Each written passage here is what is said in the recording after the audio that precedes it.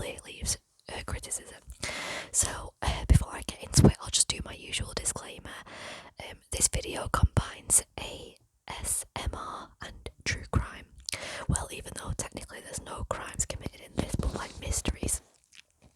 If you don't like the combination or either of those modes of video topics, I guess, please click off this video now. So without further ado, the story of Amelia Earhart. Amelia Earhart was an American aviator who set many flying records and championed the advancement of women in aviation. She became the first woman to fly solo across the Atlantic Ocean and the first person to ever fly solo from Hawaii to the US mainland. During a flight to circumnavigate the globe, Earhart disappeared. In 1937, her plane wreckage was never found, and she was officially declared lost at sea. Her disappearance remains one of the greatest unsolved mysteries of the 20th century. So I'm going to start talking about Amelia's early life and the development into aviation now. So she was born in Kansas, USA in 1897 on the 24th of July to parents Edward and Amy Earhart. She had very wealthy grandparents and had a privileged upbringing, attending a private school and mostly living with her grandparents in her younger years. I'm unsure why this was. I think she got along with her parents, or at least her mother, but maybe because her grandparents were wealthier, it was just most suitable for her to live with them. When she was 12, she moved with her parents away from her grandparents to the state of Iowa and enrolled at public school, which was actually a blessing for her because she now felt she could be who she wanted to be, and she was always quite a tomboy and she felt like she could dress how she wanted more at this school. Her mother was the same as her. She didn't want either of her daughters, because Amelia had a sister, to be ladies in the typical sense of the word. She wanted them to be independent and have everything that boys could have. While she was 12, her father took her to the Iowa State Fair, where she saw her first ever plane, which was rusty and old. And she said later said it basically stirred nothing in her. It wasn't a natural relationship from the start. She couldn't imagine why anyone would want to go in this plane. So, however, she was interested in mechanics from a young age, so that's kind of where it developed from in later life. Unfortunately, her father was an alcoholic, which was difficult for Amelia and her sister and her mother. And then when she was young, her grandmother died, who she'd had a close relationship with, and this affected her. Her mother took her and her sister to live with some friends in Chicago and split up with her dad. So this is the third state I think she's lived in now. She grew up and chose her school, so I think her university, if you're in England, based on its science programme, because that's what she wanted to do and it interested her. She was very much a loner in school and kept to herself. She didn't feel like she needed anyone else really. Her father, who was an alcoholic, instilled two things in Amelia that stayed with her for the rest of her life. One was her hatred of alcohol, which does come up later, and two, her need to be independent, because at the time most women were expected to marry men and completely rely on them, and most of the time didn't have any other choice. Now she was privileged enough not to have to do that, and she didn't want to have to rely on a man and him to turn out to be like her dad. So one year when she was in her early 20s, she visits her sister in Toronto who lives there. She sees an amputee back from the war, World War One, and she becomes a volunteer nurse and stays that way throughout the war and the Spanish influenza pandemic. She actually catches the flu and develops sinus problems for the rest of her life, which must have caused difficulties having a career aviation. This experience turned her into a pacifist, and she absolutely hated war and was dead against it. Again, in her early 20s, she moves to Massachusetts and then enrolls at the University of Columbia for 1 year, but pulls out, I think, because of financial difficulties. And then her parents get back together. While she's in her early 20s, she moves to live with them in LA. So is that the 5th state she's lived in and the 2nd country now? So she's very well travelled, especially for back then. So she lives in California now. Sometime during this period, her father takes her to this event and pays $10, which I imagine would have been a lot more than it seems. You know, at the time it would have been a lot more. For her to go on a 10-minute flight. She's 23 at this point, and she says that when she came down, she knew that's what she wanted to do for the rest of her life and fly forever. She saves $1,000, which is a lot of money in the would it be the 20s now? It would be, yeah, for flying lessons, and her mother helped her out with some of it. In 1921, she receives a pilot's license and buys her own plane. In December 1992, she flies 14,000 feet and breaks this record for female flyers. Unfortunately, her parents split again, and she re-enrolled at Columbia for 1 year, but then again drops out due to financial difficulties. She moves to Boston and becomes a social worker, so she's a very busy woman. And then for about 5 years, she doesn't fly, and she just works as a social worker. But then takes up flying again around 1927, I think.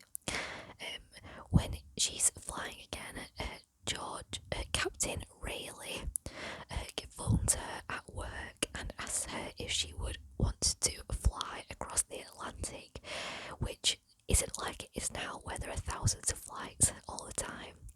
It would have been a huge deal back then, especially for a woman to fly across the Atlantic. He organises George Palmer Putnam to manage her, so she's like her aviation manager.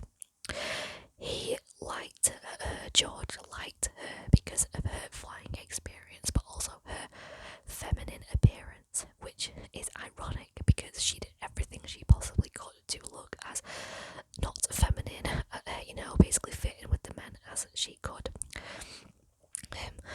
Between the 18th and 19th of June of 1928, she crosses the Atlantic with George Palmer Putnam. Oh, and that's when he becomes her manager, so I guess he just did it with her, and then he becomes her manager, and eventually becomes her husband in 1931 after 6 proposals. I think she kept rejecting him because she didn't want to get married regularly, but she did love him, so, it's one of those things she wanted to keep independent.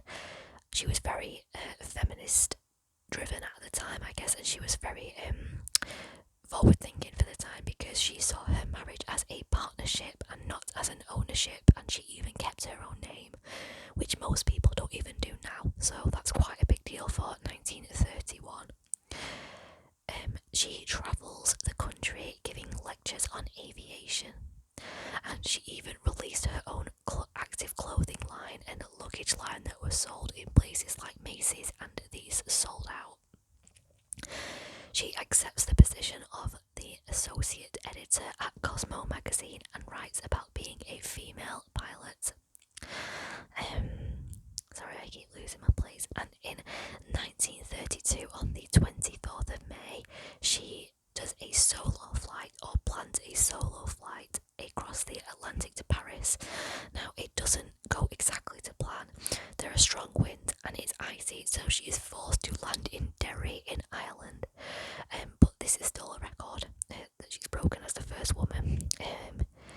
She is awarded the gold medal by President Herbert Hoover at the time, and has many other achievements. She breaks 7 women's and speed distance records. In 1936, the first round of the world flight was planned,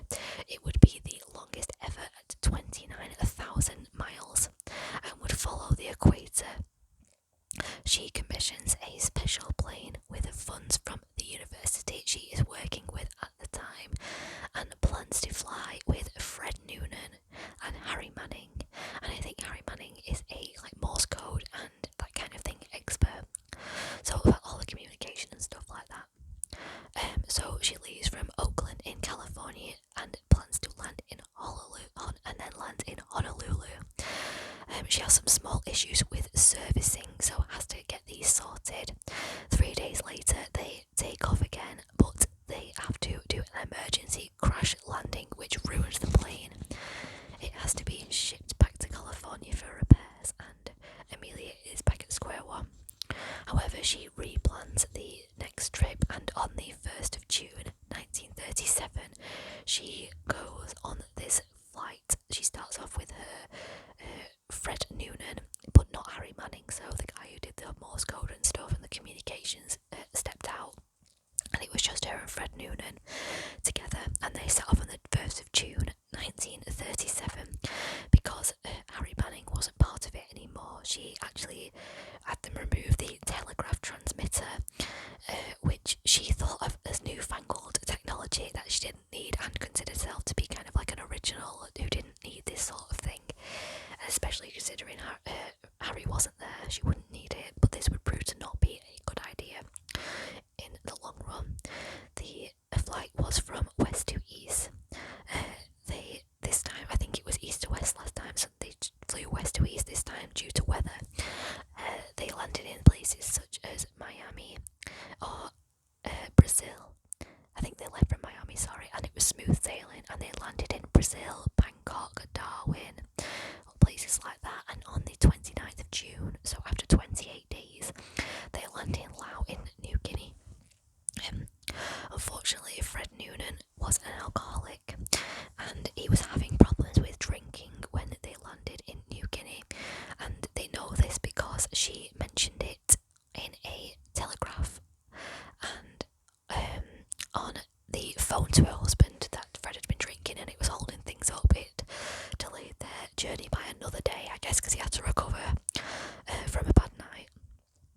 But on the 2nd of July at 10 a.m, Amelia Earhart and Fred Noonan took off on their final flight. They were headed for Howland Island, which is in, it's an island in like the, I think it's in Oceania, basically. It's one of those like tiny islands around there. There was a boat in the sea nearby waiting to guide her to the island. Unfortunately, Amelia's plane didn't have the ability to communicate with the boat. Whether that's because she removed that transmitter or not, I'm not sure. And they were sending messages to her, and she was sending messages back, but she never received their communication, and they would receive some of her garbled messages like much later after she'd actually sent them. So where the island was, the weather was completely cloudless and perfect, but nearby it was really cloudy, and she was saying that over the messages. She was saying she cannot see the island, and they're circling like, please, contact us. Unfortunately then the plane completely disappears, and within hours, people in the USA, strangely, even though this wasn't really near the USA, people in the USA started to receive Amelia's air radio signals.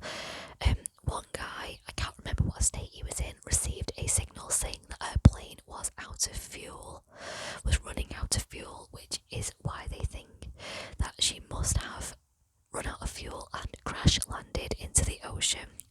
That's the main theory, but I'll get into that in a minute.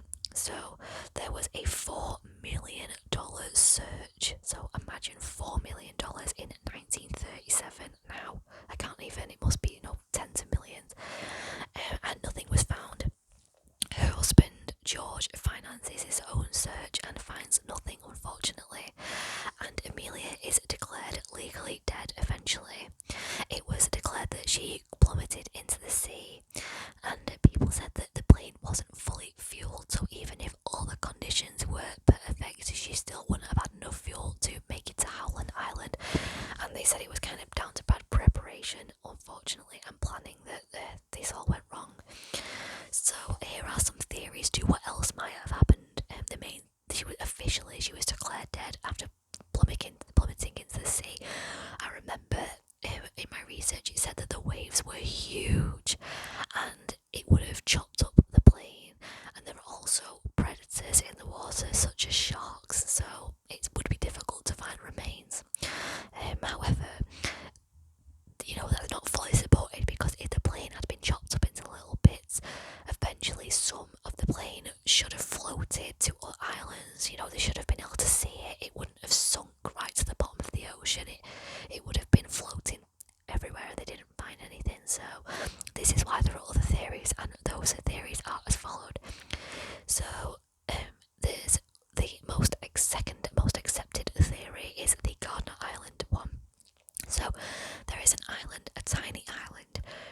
which was closer to Amelia than Howland, called Gardner Island. Now it does have a different name now beginning with N, but I'm not going to butcher it, so you can Google that. And the theory is that she landed there instead. This island was searched a week later and they did find signs of recent habitation, but no bodies and nothing to say this was Amelia. They searched again in October 1937 and nothing was found. Other people did travel to the island though, and in April 1940 it was said that some people living there discovered a skull and buried it on the island, and the man who was like in charge of either the island or the search, you can't remember, didn't find out about this until 6 months later.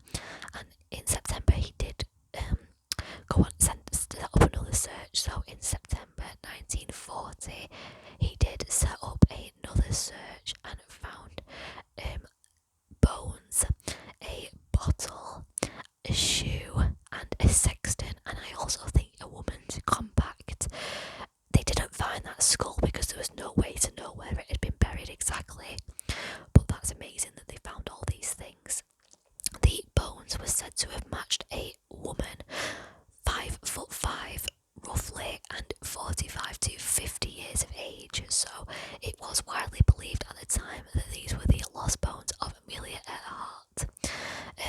In 1988 the bones, so basically unfortunately these bones were lost. I'm not exactly sure when, but not too much longer after, so it would be easy to prove really that they were or were not Amelia these days, but we don't have the bones. So in 1988 photographs, very old photographs, remember, of the bones were reviewed and they were said to be of a tall white female of Northern European ancestry, which again would fit Amelia. However, in 2015 another scientific team thought they were of a robust middle-aged man, and then again in 2018 another group of scientists or whatever reviewed them, or whatever, sorry, you know what I mean, like experts, reviewed them and said they would match Amelia. So there's just no way, because they're just going off totally old photos, so there's really no way to know for sure. This is when the woman's compact was found. So later expeditions in the 1940s found remains of a campfire and a woman's compact. A 12 by 23 inch of scrap metal was found in 1991, which was found to be a fragment of the plane. So this is the only fragment of the plane that was ever found, and I think that was found on Gardner Island or near it, but it could have easily washed up, so it doesn't actually prove that they landed there. And the theory is that they might have landed in the shallows and then eventually the plane was just went out into the ocean, but they did search a week later, so it would have to have gone out very quickly. It could have just landed there, and I think about all those years it could have travelled really far. Apparently at some point there was a search where dogs sniffed out a spot under the tree where they think someone had died, so it's almost certain that someone died in this spot under the tree. It was very near where they found the bones, and I think we can all widely accept that happened. However, it's not proven that it was Amelia or Fred. It was just someone and they don't know who it is, and it could have been either of them or someone entirely different. In 2012, a photo which was taken of a ship off Gardner Island was re-enhanced, and it's believed that there was a shape in the water that was part of the plane. So I think the photo was taken like a month after Amelia's plane will have crashed wherever it crashed, or landed wherever it landed, and they do believe that was a large part of the plane. There is another theory which I don't believe, and it's pretty much very unlikely, but I'll share it because it is one of those things that some people do believe. It is that they were captured by the Japanese and taken to Saipan and executed in 1990. So that was quite a long time later. So Amelia will have been in her. Well, she wouldn't have been alive, would she? Yeah, I think I might have written the date down wrong there. But anyway, so that they were executed. sorry, so the theory is that they were executed, and a picture was found in 1990 of this woman and this man on the docks of St. Pan, and it's believed that they look like Fred and Amelia, and people went mental with this, believing that they'd finally found out what happened to them, but they then found the picture in a travel guide to Japan that was published 2 years earlier, so it can't possibly have been them. And that's that theory, really. I think it's been widely discredited, really, as a theory, but I thought I'd mention it. So that's everything I have on Amelia Earhart's mystery, I guess, disappearance. Let me know what you think happened to her, and if I've missed anything out, because I will have. I'm sure there's a lot of information around this case, but it has fascinated and intrigued people for years, and I've always found it really interesting. So if you have